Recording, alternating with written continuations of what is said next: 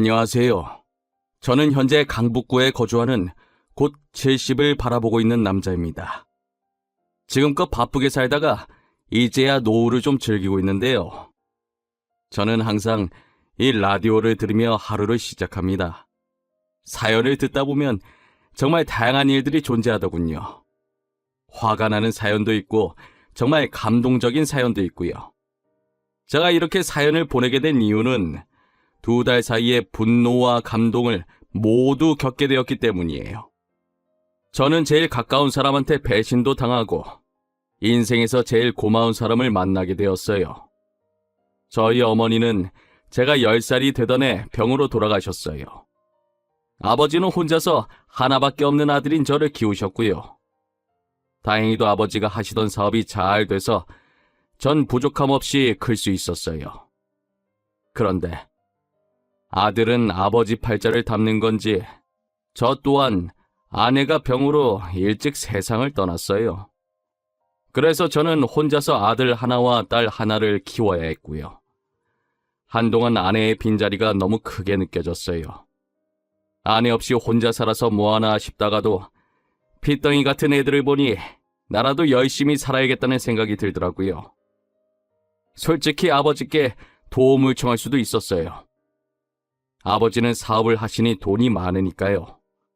하지만 저는 아버지께 의지하고 싶지 않더라고요. 저는 제 힘으로 자식들을 키우고 싶었어요. 아내의 사망보험금으로 조그만 음식 사업을 하기 시작했어요. 아무래도 아버지 도움 없이 하려고 하니 처음엔 인맥이 없어서 반응이 별로 없더라고요. 하지만 어떤 은인을 만나게 되면서 새로운 소스도 개발하고 재료도 조금씩 바꿔보면서 점차 제 가게가 입소문나기 시작하더라고요. 토스트 전문점이었는데 학생들을 주 고객으로 삼았어요. 저는 아무것도 안 하고 가게에 이렇게 있는 것보다 직접 나가서 홍보를 해야겠다는 생각이 들었어요. 토스트 하나를 만들어서 시식해보시라고 먹기 좋게 그걸 반으로 잘라서 종이컵에 담아갔어요. 아무래도 처음엔 낯선 사람이 토스트를 내밀고 있으니 다들 안 먹겠다고 거부하더라고요. 이 방법도 틀린 건가 싶을 때 어떤 한 학생이 제게 다가와 토스트를 가져가더군요. 그 학생이 한 입 먹더니 뭔가 골똘히 생각하는 눈치였어요. 아저씨, 혹시 소스 만들 때 머스타드 향을 조금 더 넣어보시는 게 어때요? 지금도 맛있긴 한데요. 머스타드를 조금만 더 넣으면 새콤달콤한 게 학생 입에 딱일 것 같은데. 아, 그래요? 학생이 음식에 대해서 좀 아나 보네. 소스 말곤 다른 건 괜찮은가요? 빵도 살짝 아쉬워요. 빵 테두리를 잘라서 딱딱한 거 못 드시는 어르신들도 먹기 쉽게 만들거나 아니면 아예 부드러운 우유 식빵으로 바꾸는 게 어때요? 우유 식빵? 우유 식빵 괜찮네요.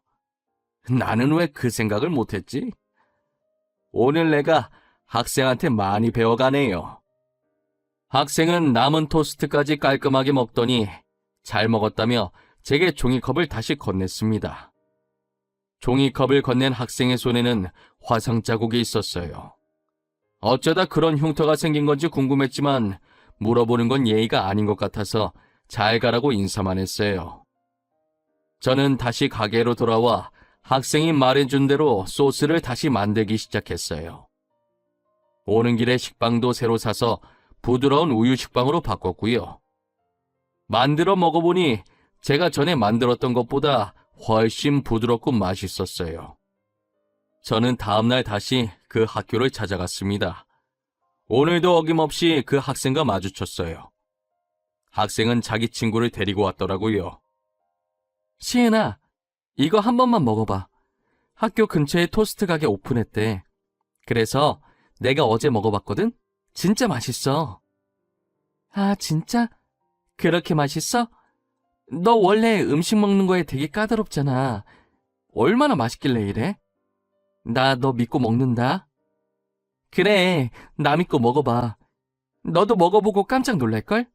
맛에 반해서 너 앞으로 여기 가게에서만 먹게 될 수도 있어. 야, 이거 진짜 맛있다. 빵도 되게 부드러워. 와, 소스 이거 뭐야?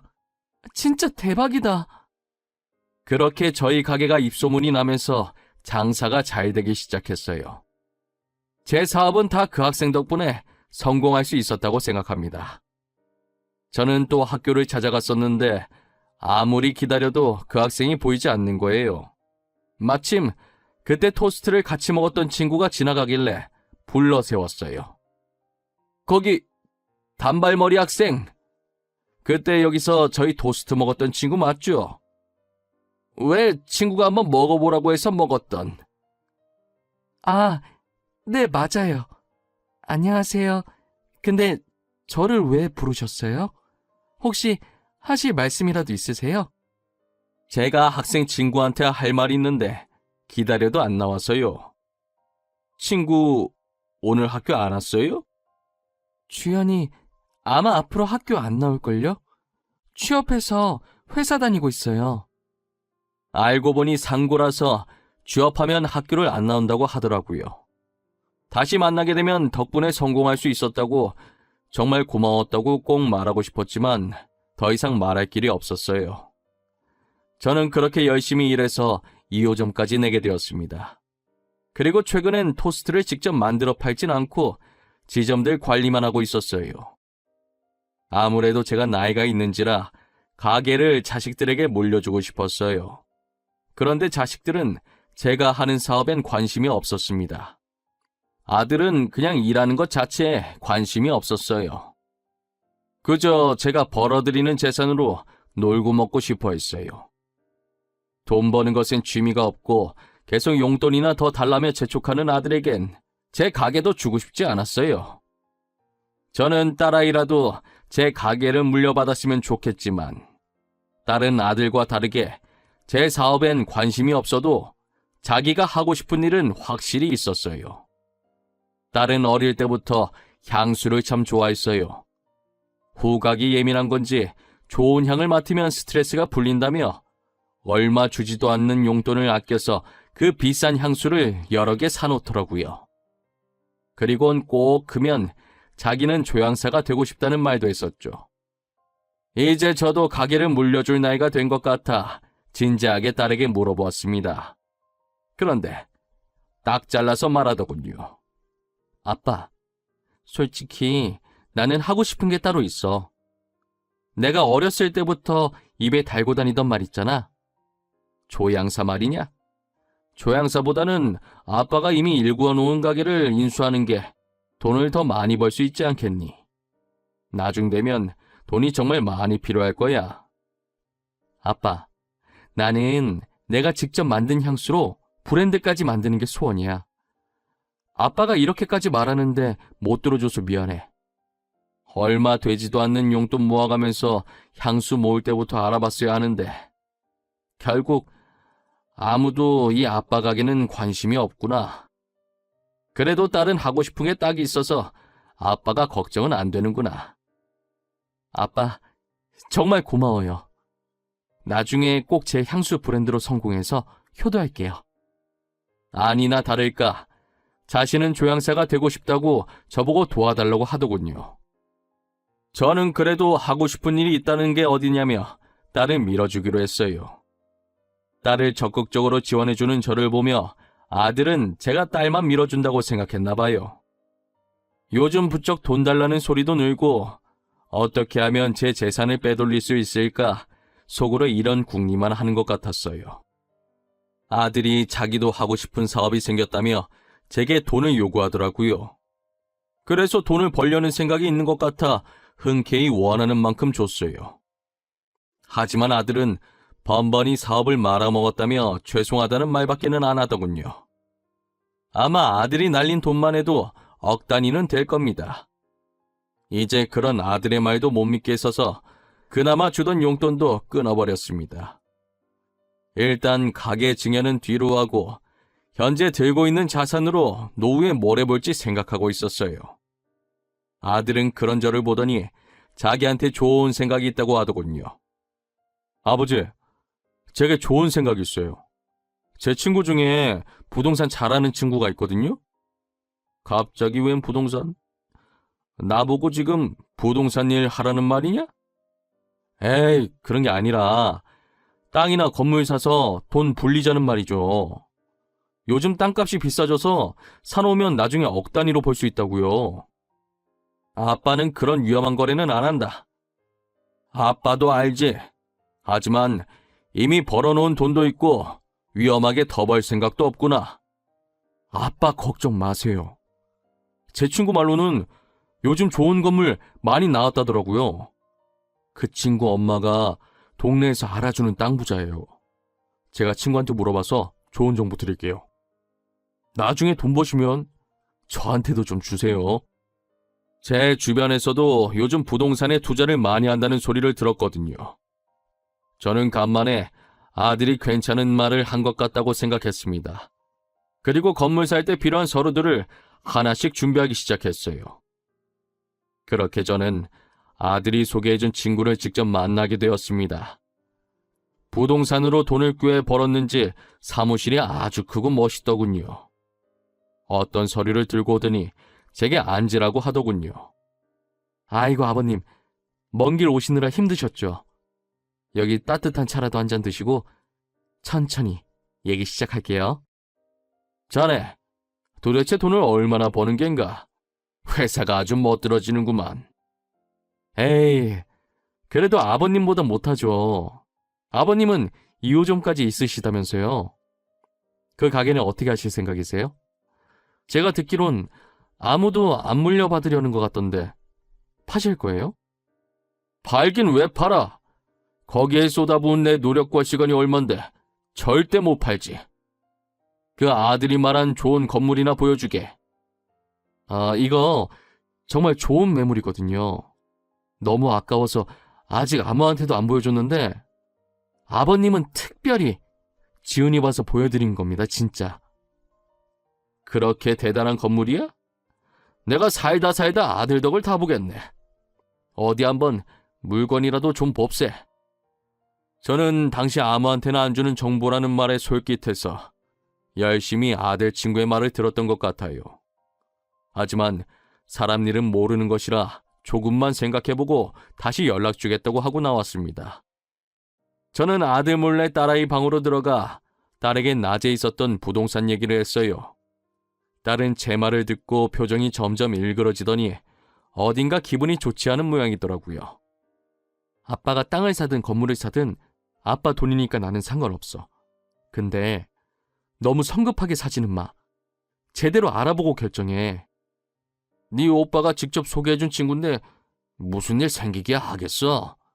어련히 알아서 잘해주겠지. 난 솔직히 우리 오빠지만 속을 알 수가 없는 사람이라 걱정돼. 맨날 사고만 치고 다녔잖아. 끼리끼리라는 말도 있는데 친구도 이상한 사람일 것 같아. 그래도 네 오빠인데 그런 식으로 말하지 말어. 아무리 못난 아들이라도 설마 애비한테까지 이상한 짓 하고 그러겠어? 딸이 제게 돈과 관련한 일들은 가족이라도 뭐든 의심해보라고 하더군요. 저는 딸아이의 말도 맞다고 생각해서 결국 사려 했던 건물은 보류하기로 결정했습니다. 아들 친구에게 일단 조금만 더 생각해보고 싶다며 의사를 밝혔어요. 얼마 지나지 않아 아들이 제 방으로 뛰어 들어오더군요. 아버지, 방금 친구한테 전화 받았는데 건물 안 사신다고 하셨다면서요? 진짜예요? 그 아까운 걸 진짜 안 사실 거예요? 그래. 그래도 거래는 신중하게 해야 되니 네 친구한테는 더 생각해보겠다고 말했지. 아니, 그 좋은 건물을 도대체 왜 안 사시는 건데요? 친구가 진짜 아까운 매물이라 아무한테도 안 보여주고 아버지한테만 보여줬다고 하던데. 아무리 좋은 매물이라도 내가 안 사고 싶으면 안 사는 거지 무슨 문제 있냐? 아버지, 왜 이렇게 답답하게 구세요?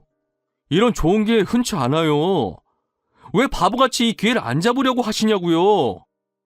그 건물이 그렇게 좋으면 네가 대신 사거라.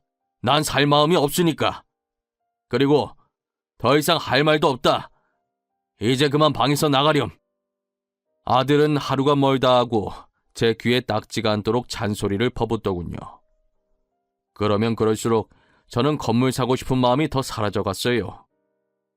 어느 날 딸은 누가 쫓아오기라도 하는 듯 헐레벌떡 집에 들어오더니 집에 아들이 없다는 것을 확인하고 제 방에 들어오더라고요. 아빠, 혹시 그 건물 샀어? 저번에 오빠 친구가 말한 그 건물 말이야. 아직 안 샀는데 왜? 네 오빠가 너한테 나 좀 설득해보라 시키더냐? 그게 아니고 일단 안 산 거지? 다행이다. 아빠, 그 건물 절대 사지 마. 무슨 일이 있어도 사지 마. 알겠지? 뭐 때문에 네가 이렇게까지 흥분하는 거냐? 하도 네 오빠한테 시달려서 사고 싶은 마음도 사라졌다. 오빠 진짜 미친 거 아니야? 어떻게 아빠한테 사기칠 생각을 하냐고. 내가 찝찝해서 경찰인 친구한테 좀만 알아봐 달라고 부탁했단 말이야. 근데 지금 그 건물 주인도 난리래. 도대체 무슨 일인데 그래? 네 오빠가 나한테 사기를 쳐? 무슨 사기? 오빠 친구라는 놈이 글쎄 사기꾼이래. 아빠한테 보여준 건물로 사기치고 다녔다니까? 내가 이상하다고 했잖아. 진짜 뒤가 구린 놈이었어. 딸 말대로 아들 친구가 제게 보여준 건물은 주인이 따로 있었어요. 그리고 내놓지도 않은 자기 건물에 사람들이 찾아와서는 이 건물 자기들이 샀다고 난리치고 있나 봐요. 건물주도 지금 이 일 때문에 골치 아프다 하더라고요. 알고 보니 아들이 저한테 사기쳐서 돈을 빼돌리려는 계획이었대요. 친구한테 어느 정도 돈을 떼주고 자기가 다 가질 생각으로요. 제가 사기당한 걸 알게 되면 그래도 아들 친구인데 봐달라는 식으로 저를 달래려는 생각까지 했대요. 그런데 아들이 잠깐 그 사기꾼 친구랑 만나는 도중에 경찰이 들이닥쳐서 아들놈도 공범으로 같이 잡혀갔습니다. 아들은 저한테만 사기치고 빠지려고 했다고 억울해 하더군요. 어리석은 아들놈은 자기 친구가 정말로 사기꾼일 줄은 몰랐던 거죠. 아들 친구는 말로만 듣던 사기전과 산범이었습니다. 저 친구한테 당한 피해자도 정말 많았어요. 전 버르장머리 없고 무능력한 아들이 꼴보기 싫어서 집에서 쫓아냈습니다. 아들도 친구와 같이 고소를 당했다고 하더라고요. 고소를 당하든 말든 신경도 안 썼습니다. 저는 이제 아들 없다고 생각하려고요. 한동안 시끄러웠던 집안이 시간이 지나면서 다시 잠잠해졌습니다. 저는 다시 가게를 어떻게 해야 할까 곰곰이 생각하다가 갑자기 몇십 년 전 제게 소스를 알려줬던 학생이 생각났어요. 하지만 그 학생을 찾고 싶어도 학생의 이름조차 기억나지 않아 찾을 방법이 없었어요. 그러다 저는 우연히 그 학생을 찾게 되었습니다. 딸과 외식을 하려고 어느 고깃집에 들어갔어요.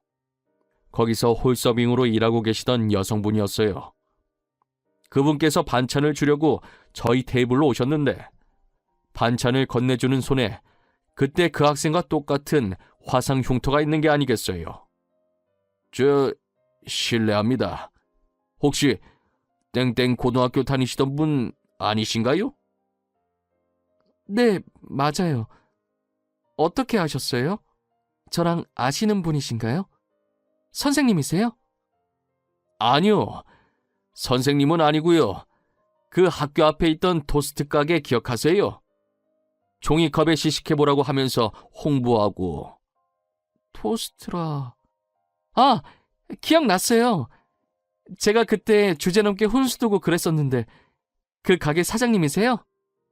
저는 몇십 년이 지나 드디어 그 학생과 재회를 하게 되었습니다.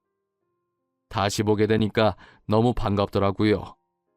그분도 저를 알아보시더니 반갑게 아는 척 해주시고요. 다시 학교로 찾아갔었는데 취직해서 이제 학교 안 오신다고 하더라고요. 회사 그만두고 여기 사장님 되신 거예요? 아니요, 알바생이에요.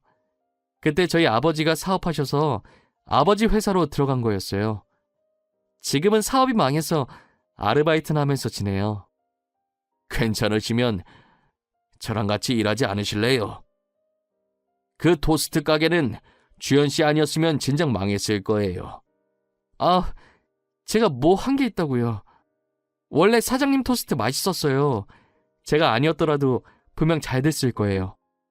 아닙니다. 주연 씨가 알려주신 대로 해서 잘 된 거예요. 친구들한테 홍보도 많이 해주셨잖아요. 그러니 저희 가게는 주연 씨 덕분에 큰 거죠. 계속되는 저의 설득에 주연 씨는 저희 가게로 오시기로 하셨어요. 저는 이 가게를 꼭 주연 씨에게 드리고 싶었습니다. 당연히 주연 씨는 받지 않겠다고 하시겠지만요. 저는 주연 씨에게 인수인계 끝나는 대로 가게에서 물러나려고 합니다. 이제 나이도 많이 들었고 딸과 함께 쉬고 싶어요. 그게 무슨 소리세요, 사장님? 자식분들한테 물려주셔야지 이 가게를 왜 저한테 주세요? 제 자식들은 이 가게에 관심이 없습니다. 딸은 따로 하고 있는 사업도 있고요. 이 가게는 주연 씨가 만든 거나 다름이 없어요. 그리고 저도 주연 씨라면 믿고 떠날 수 있을 것 같고요. 주연 씨는 계속 사양하다가 결국 두 손 두 발 다 들고 제 뜻대로 가게를 받으셨습니다. 딸은 제게 그동안 수고했다고 이제 가장의 무게를 내려놓으라고 하더군요. 지연아, 가게 말이다. 그거 주연 씨한테 증여했단다. 그분 없었으면 이 가게가 지금껏 잘 될 수 없었어. 잘했어. 나는 그 선택 정말 잘했다고 생각해. 지금껏 혼자 우리 키운다고 고생했어. 나 이제 쉬어도 되겠지? 조금 더 버티다가 쉴 걸 그랬나? 아니야. 아빠는 쉬어줄 필요가 있어. 걱정하지 마. 앞으로는 내가 아빠 잘 모실 거니까. 딸은 제게 정말 잘했다고 이제 아무 걱정하지 말라고 하네요. 제가 비록 아들은 실패했지만 딸 하나는 정말 잘 둔 것 같습니다. 지금은 딸이 말한 것처럼 아무 걱정 안 하고 행복하게 이 삶을 즐기고 있어요. 가끔 둘이서 놀러도 다니고 맛있는 것도 먹으면서요. 그리고 잠시 아들 이야기가 나와서 하는 말인데 현지 아들은 고소당했다가 조사 중 공범이었던 증거가 없어서 풀려났더라고요.